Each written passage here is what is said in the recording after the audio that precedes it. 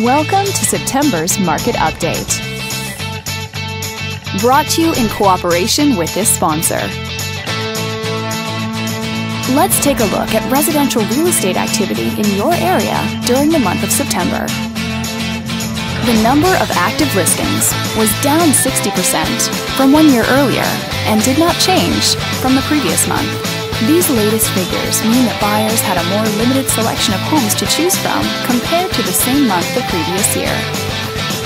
As you can see, the median listing price for the month was just under $260,000. Compared to last year, the average number of days that units spent on the market before being sold was down 91%. This lower number of days may signal a positive trend in the local inventory turnover rate. The median sale price was just under $140,000. The number of units sold was consistent year over year and held steady month over month, an indication that local market conditions were basically unchanged. Thanks for watching. We hope you use this information to make smart, informed decisions in your upcoming real estate transactions.